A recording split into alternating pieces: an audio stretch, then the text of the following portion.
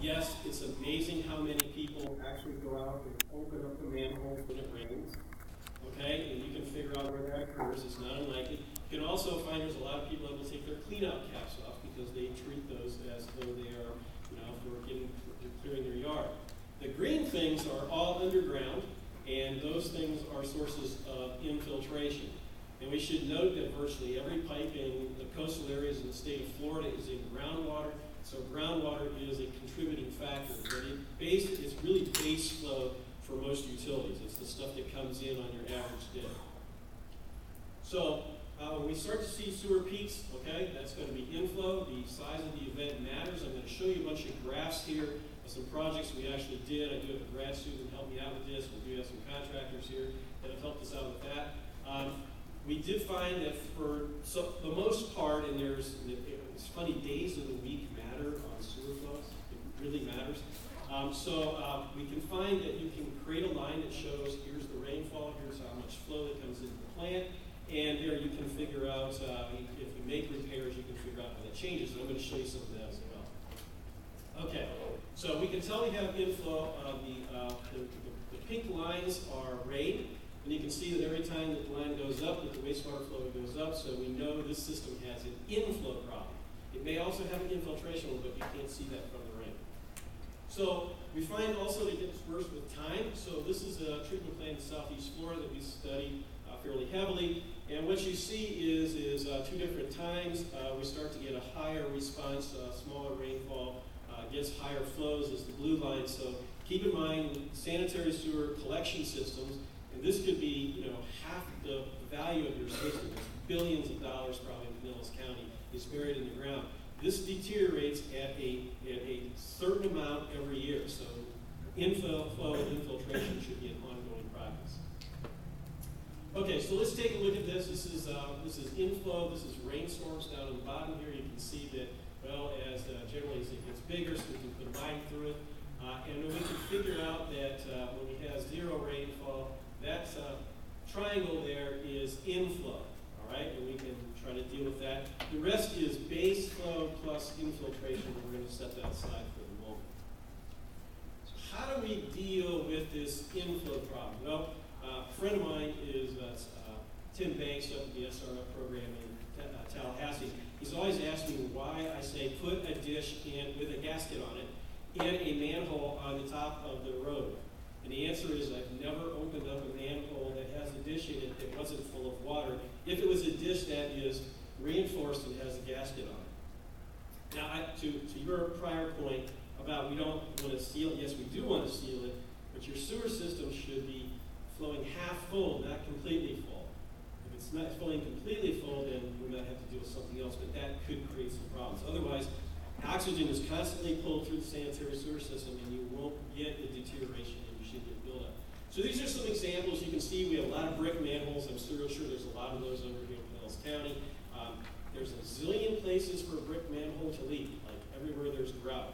We also find, inevitably, that the steel ring and cover that's on top of the concrete or brick manhole, we put that in place with grout, but those two things don't, expand and contract at the same rate, so it always cracks. So first thing to do is get out there, identify where the manholes are, and seal that ring and cover. Then we put the dish in, so we've got the manhole sealed. My favorite thing to do is to go around a neighborhood where you have somebody that really knows how to do smoke testing. And what they'll find out, you have to notify all your residents, but you'll see smoke come up, and so there's a smoker down there, not a cigarette kind, it's on the phone. But you'll find all these points, and you need to locate them, GPS them. You'll find some on public property, some on private property. You also have a few people that will call you and say, by the way, it smells funny in my house. Those, or sewer gas in my house, those are people whose sanitary sewer system is not sealed in their house. And those people really need to know this because they need to get it sealed, because the only place you should see smoke is coming out of the vent stack of their house. Find it anywhere else, it's a problem. In their house, monstrous problem. Okay, so these things are easily sealed, or at least the one over in the corner is. If it's coming up in the yard, then we know we have a lateral problem, and that deserves further attention. Where people break laterals or they take the tops off or things like that, this is an LDL plug. It's a plug that goes goes down into the vertical stack. It has a sensor on it, but when the people take their top off and they look down there, they just see black, so they just assume the sewer system is full. One of the people that I work with, City of Delgn Beach, would put the dishes in manholes, and the water plant calls me in a particularly bad rainstorm and said, "Hey, so-and-so over on blah blah street called me up and said their manhole's full. What should I do?" And I said, "Call the sheriff's department. It's a dish. They shouldn't be opening manholes." And this is a problem that all utilities deal with, and we should identify where. But this solution right here, plumbers can pull this out. But what it does is it keeps water from going down, even if you take the clean out top off or break it with your car or your lawnmower or whatever. Okay, so how well does this work? So Cooper City is a small city just southwest of Fort Lauderdale Hollywood International Airport. Right next to it is Delgn Beach, basically. In December of 2009, we had a rainstorm that was 13 inches in less than 24 hours. We had done this inflow stuff in Delgn Beach. They had not done it in Cooper City. Cooper City's wastewater plant went over the walls for 3 days after this occurred because they knew they had inflow problems. So the city of Cooper City, we took the 3 worst lift stations that they had and said, let us do this sealing the system problem and let's find out what happened. So here you go. This is comparing 2011 and 2012. This dashed line here is basically what the flow looks like in this lift station in 2012. Went back in and sealed the system. 2013, keep in mind there are people that will have outliers because there's not a lot of 3 or 4 inch rainstorms. So that's lift station 52. Okay, let's see what happens with 53, kind of the same. 54, kind of the same. In fact, their whole system basically has been done as a result of this, and we kind of find it's fairly flat. City of Delgn Beach, when we did the whole system back in 2005, 2006, when they had the 13-inch rainstorm as well, what happened there was they had a 5-hour peak, and it went back to the normal flows. So the system inflow controls can solve a lot of problems. So if you have a lot of flow coming to a treatment plant during a rainstorm or just after, this is inflow, and it's eminently solvable. Once you have sealed the system, okay, it's about $500 per manhole area, all right, so it's not a hugely expensive item, and the State Revolving Fund program loves this idea. The next thing you want to do is you want to go find out how much infiltration that you have, but you can't do that until you seal it. Otherwise, you have no idea what you're seeing, all right? So, assuming that the increases in base flow are negligible, and you should take growth out, so I saw the graph, your graph there, the increase in flow. You've got to make sure that's not going to develop occurring there, and that it's just flat. Okay, and so we can do an analysis. The student that I had that worked on this comes to me one day and he says, I just want to know if I have the right number for base flow versus infiltration on here. He says, I think that base flow should be 70% of water. Does that make sense? And I looked at him and I said, I think back in the 80s we came up with that's the number, but no one actually had a lot of good data for it. But it's pretty good data. Your wastewater flow should be about 70% of your water flows, is what it should be. The rest of it is going to be infiltration. Okay, infiltration also gets worse with time. And we do have 100-year-old pipes that are out there. They're made of vitrified clay. Vitrified clay not only sweats so that the trees put roots around them, they're also kind of put together with cement so that the roots go through them and the pipes cracking. It's like having your coffee cup turning it sideways. Over 50 years with a lot of rain on top of it, it's going to crack. And digging it up is expensive and difficult. We have ways to fix that, but they do deteriorate with time. So this is what you typically see, is you see this bounce around. So we went ahead and took a look at groundwater. So this is groundwater in southeast Florida. You can see it bounces around. I'm sure it does exactly the same thing in every other coastal area. I know it does it in Pinellas County because we've looked here. I've looked at this before a long time ago. So what we did is put the base flow plus infiltration with the groundwater, and big surprise, when one peaks, the other one peaks.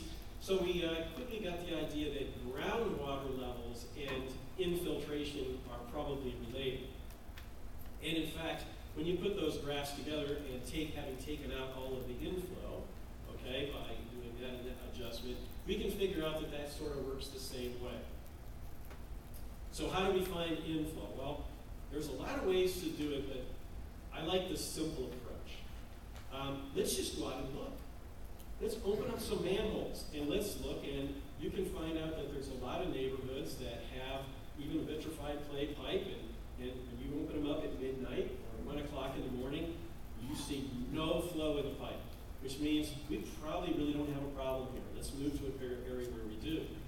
pretty obvious. You can tell when somebody is doing their washing or flushing the toilet or something like that. That flow goes through and stops. So you can tell this very quickly. So we've done this in a number of municipalities. We go out in the middle of the night, and you can see kind of the green lines as the background sewer lines that are there. And the red lines are here areas where we've identified that there's at least a 2-inch bead of water that's going through that manhole, which is probably telling you it's a gallon a minute. So we did this for the town of Davie, and you can see this flows based on what we find through there. We did this in Delgn Beach. Delgn Beach has all vitrified clay pipe. It is between 50 and 60 years old. They were running on they're producing about 2.2 million gallons a day going to their customers. The flow is going to the city of Hollywood, which treats their wastewater with 3.3. We started going through the system and did the same midnight protocol, and you can see the red lines are areas where we identified that there were problems. Those are the ones to go TV and clean and try to figure out where the problems are, not the green ones, okay? And so we did this with Delgn Beach. We had an $800,000 contract basically to go take care of these pipes here. I will tell you that half of them, the problem was service laterals, so I'm going to come back to that in a minute. The rest of it was cracks in the pipe. But an $800,000 contract, they saved $1.2 million in not TVing the rest of this. How many citizens live in Kinane? 18,000. 18,000. The question was how many citizens? 18,000. Okay, so we went ahead and we did that CCTV stuff. In situ form, did a bunch of lining.